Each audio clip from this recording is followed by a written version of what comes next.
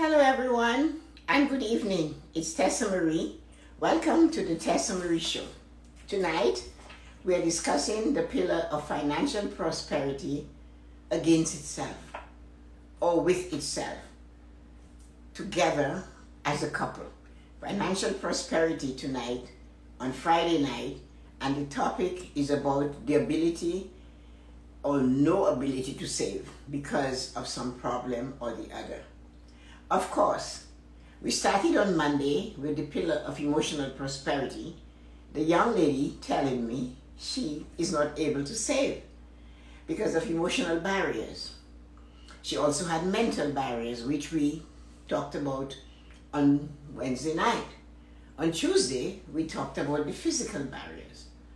Last night, we talked about the spiritual barriers. And tonight, we're talking about her financial barriers for not being able to save, to go on a simple, regular, ordinary vacation with her sister. That's what we're talking about tonight on Financial Prosperity Night.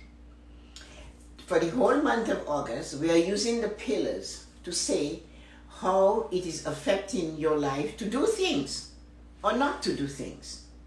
In the case of the young woman who approached me, she had financial barriers. Emotionally, she said, I just couldn't save it. I always felt I cannot save this. I need to reward myself. I went to work all week. I brought my lunch. I need a reward for doing this. And then physically, she told me when we came to the other barrier, we found out she thought she wasn't slim enough to wear a bathing suit on the trip with her sister. She thought she wasn't good enough. She wasn't deserving. What have I done? My parents worked for 60 years and they never went on a vacation. They never left their country. And how dare me think I am deserving of that. So physically, she couldn't wrap her head around going on a vacation with her sister at all. And then, of course, mentally, she saw the block. They never had a vacation. They worked to their fingers to the bone. There was never enough money, enough food. They never owned a home. And I dare want to go on a vacation. So I reminded her, well, it's with your sister. Well, no, my sister is different. She decided since she was very young, she was going to do everything different to what she was brought up in. She was going to have money. She was going to be rich. She's going to spend it. She's going to go on vacation. She's going to be the best student. She's going to just make her life the best. And she succeeded in doing that, she said. She actually did. And then she comes to me and asks me to go on a vacation with her. And I said, well, yeah, because I knew she would pound on me. So we went through emotional, physical, mental, and last night, when we hit on spiritual, that's when we found out where her big, not her symptom, her cause was. So there I was going through emotional, physical prosperity, mental prosperity, and in the meantime, when we landed on spiritual prosperity, that was the cause why this girl couldn't save. She was taught to believe that money was evil. No, don't touch it. Those rich people are bad. They take your money. They make your life miserable. They never give. They steal. They cheat. She said it was taught to her from her parents. They had Bible study night, and the camel will go in the eye of a needle, and the rich man will never get through the eye of the needle. Hell for him and domination. And that was her real big problem. So I thought that's this cause of all these things that she felt she was deserving because she went to work for 5 days a week and she got paid. I better buy myself a new outfit. And yet there was like 40 outfits in the cupboard with the tags on, because when they were bought, she felt I didn't deserve it. Who am I? My mother only had 4 dresses all her life. Then she turned around and she looked at the physical prosperity. I'm too fat, I'm too slim, my breast is too big, my breast is too small, my hair is a mess. How will I look in a bathing suit on the beach? My sister is slim, she took care of her body. She decided she was going to be rich from the day she was born, not me. I thought I had to stay like this, she said. And that was mentally then. She had this block. Imagine going on a vacation. My father and mother never went on a vacation. Who am I to do beyond this? We are from the other side of the track. We didn't have a home. We didn't have this. And she just went on. And I'm sitting there like this, a deer in the headlight. And then when we came to spirituality and we dug into it, which was last night, I found out it's a spiritual barrier. Nothing to do with anything. So we got over spiritual and we dove into the financial. And when we went financial against financial, right? Financial prosperity, we're talking about saving for a simple $3,000, $2,400 vacation. That's what it is. And there is this woman looking at me and she said, Tessa-Marie, I don't like money. Money is bad. And I looked at her and said, money is an object. It does not move. So you hate money? These were her words. I hate money. And I said to her, did you hear it? What you said? You hate money?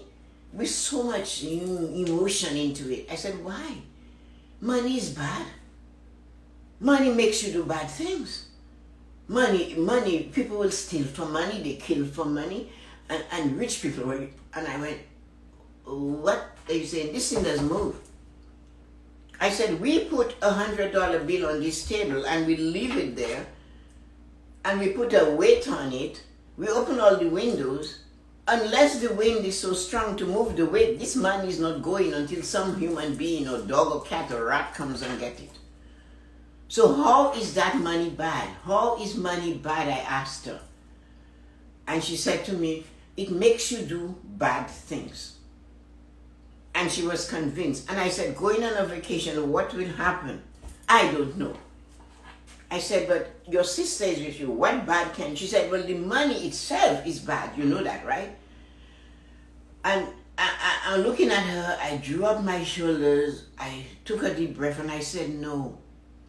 Money is a tool. It is like using a scissors to cut a cord. It is like using a spoon to put food in your mouth. It's like using a glass to pour water in to drink to save your life. Money is a tool you use to buy a Band-Aid for a cut. Money is something that moves. Money is not bad. She said she hated money. Do you hear that? How can you hate something that doesn't talk? It does not smile. It is not sexy. It is not ugly. It is flat. It doesn't have a bone in its body. It doesn't curve. No curves. It doesn't talk. It doesn't sniff. It cannot hear you. And you have decided it is bad. And that was her thing. This woman and money had a relationship that she created in her head. Money had nothing to do with it. Poor money is sitting there, just want to be loved, to be caressed, and to be appreciated, to be polished, to be shone, to take toothpaste and pepper sauce and rub it between a plastic bag and make it shine. That's all what money was. That's what money was. And I'm trying to explain that to her. And you should see her face. But as I said, it wasn't money itself. It was the spiritual hell and domination about money that was pumped into her brain from a child. And this girl believed it. She believed that money was bad. She hated it because it was so bad. And she said to me then, don't you hate bad people? I said, no, I don't even use that word. I said, that word is never in my vocabulary. I said, did you notice how much energy it takes? When you say that word, I see frowns on your face that wasn't there 2 seconds ago. I see your eyes turn to a squinty little thing. I see your nose pucker. I see your frowns and I see wrinkles all over your face. I said, it's hurting you. I said, that money, and I put a $20 bill on the table. I said, when you talk about it, does it shiver? Do you notice it's wrinkling up? I said, did you notice that it is crying? And she just looked at me, mouth wide open. Money has nothing to do with your feelings about it. I said, you have to decide that what you're going to do with this thing. Money is a commodity. Money is an article to be used to gain certain things in your life or to do certain things in your life. This is what money is all about. So I had to explain that to her a few times. I had to stress to her that money as an object is not going anywhere unless we do it, unless we take it somewhere with us, unless we have it in our wallet, in our pocket. And then I told her about my friend Yuko, who talked with a man from Japan, who showed us how to take care of our money. He said, when you're going to pay a bill, bless the money. Tell the person you're sending the money to, say, I bless you, go and be good with that person. And he said, when you're done blessing your money, you take it to a church or a chapel and you drop the money there, and that shiny coin is sitting amongst the other coins that are not so shiny, and they say, wow, you are beautiful. Why are you beautiful? And they are going to say to them, go to Tessa-Marie because she polished me and she shined me, and look at me today. And the man said that all the other coins will come to you, more money will come to you. So I had to tell this young woman, hating money does not change money in any way, shape, or form. The only person it changes is you. You have the wrinkles from saying the word hate. You get the squinty eye and the strange looking face. And the money is still on the table. That $20 sat on the table between us. And I said, it ain't going anywhere unless one of us move it. So how come it is so bad? It hasn't got a bone in its body. That money is just there. It's something to use to do something, like going on that vacation with your sister. That's what it's there for. It is not there for any other purpose. So when you say money is bad and you hate it, what do you think? If you think money is bad, then you think it has a feeling, it has some movement, it's going to run away from you like wild dogs are after it. You think money will stay in a household, in a wallet where it is not loved? So I said to her, this is the reason why you cannot save money. You believe it is better to be poor. Anyway, spirituality, they told you that. And now you're telling me you hate it? It hasn't done a thing to you, and you use such a hard word, such a harsh word, such a demeaning word, such an oppressive word. That's why you spend money like a wild woman. That's why you cannot save a penny, because you do not like it. Emotionally, you get paid and you blow the money on things you think you deserve. I work so hard all week, and you always seem to have used such coarse words, I told her.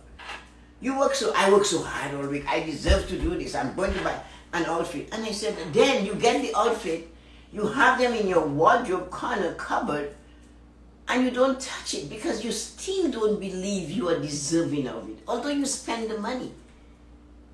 Physically, you're afraid to wear them. You bought it, but you don't think you're good enough to put them on because physically you think, I'm too fat, I'm too skinny, I'm too this, I'm too that. You don't even want to try a bathing suit on. You're wondering what people you don't know at a resort will think about you. And you're not even there yet. And you think money is going to stay with you? Mentally, you have decided, because your parents never went on a vacation in their whole life, never left their country, their state, their city, their province, their town, that you are going to be bad by going above what your parents were able to do. You criticize your sister, and you said to me, that sister who's going on the vacation, I think I can remember she was 5 years old, and she said, I am going to be so rich. I'm going to study so hard so I can be so rich so I never live like this again in my life.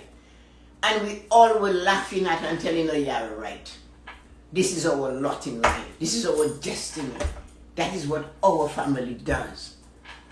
Mom has 4 dresses. And you want to have 44 dresses?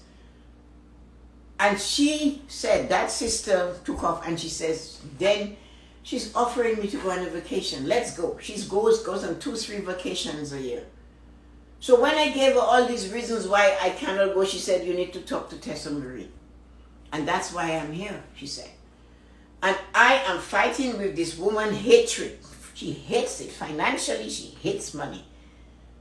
So you hate it, and you still want it to be with you. You hate it, but you go to work for it. You hate it, you spend it, and you don't use it to make you look better, to feel better, to walk better, to just be better. So when we went through that entire conversation, when we went through that whole 5 days, 5 pillars of prosperity, I saw on the last day, she looked like somebody had taken a load off her shoulder. I had given her stuff to do. I'd given her homework to do from day one. Every day she had to give me 5 reasons why she thought she wasn't deserving, and 5 reasons, and I added a single word in there. I should be deserving. Should. And each day I added a better word. And one day I added, I am deserving. So after we went through this toss and turn on the last Friday, when we were talking about financial prosperity on that last Friday night, when she told me she hated money, and I looked at her and I started bold, and I said, so you hate money, and you want money. You work for money, and you want it to stay with you. You believe it will stay. If you hate me, will I stay with you? If you hate somebody, will they sit next to you? If you talk about me the way you talk about money, will I be here trying to help you? But I said, I know how. I know how to fix you. I know how to make you and money become good friends. I know how to make you and money have a love affair that Anthony and Cleopatra did not have. And they said, never mind, David and Bathsheba, nothing will be so lovely as your relationship with money. And I went through the journey of her, and she had her doubts. And then her church sisters had their doubts. Oh, and I told her, bring them to me. Bring them on. She said, they're telling me you're not. And I said, I don't care what they say, but I have an answer. I know how to fix you. I know how to make you and money become lovers, real passionate lovers. I want you and money to get married. I want money to be your groom. I want money to be your Adonis, your Greek god. And when I told her that, she looked at me because, oh, I went too far with money. Money, a god. I said, he's a Greek god, not a real one. So get over that. And we had to go back again and fix this. So I spoke to her, we walked through it, and here we are.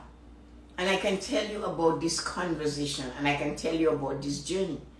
And I need to tell you about the success of this journey. She went on step by step. It took us years to get this thing going. She did not go on the first vacation, but she did go on the second vacation with her sister. And it turned out okay. And I can tell you she's going on 1 or 2 vacations a year. It's still a work in progress. It's still frightening. So now, guess what we are doing? We are working with her sister and her brother and herself to send her parents on a vacation. That's the goal. Right now, they're in the process of getting them passports. So that journey was worth it. Because the thing that kept her back, one of the symptoms of that spiritual connection with money and the camel and the rich man was really the problem. That was the cause. So in order to fix it properly, I have to get them to work together to send these parents on a vacation. She took a picture to show me of her mother's smile when they sat down and they said, we are planning for you and Dad to go on a vacation. Her mother put her hands to her heart, a vacation? Where? And the mother started to give her all these little doubts, and she said, And the father said to the mother, Olive, it's time we go. We need to go. We need to try something different than this life here. So I am looking forward to this vacation for them. I don't know if everybody's going, but I know the parents are going. And I told her and advised that yes, maybe somebody should go with them. To show them, open their eyes so they can see the world from different eyes. That it's not bad to have good things. It's not bad to have money in your life to do the things that you're supposed to do. But her cause was not her emotional problem with money. Emotional was a symptom of the cause. Physically, it wasn't her size, her weight, and her frightness of looking ugly in a bathing suit. That was a symptom of the cause.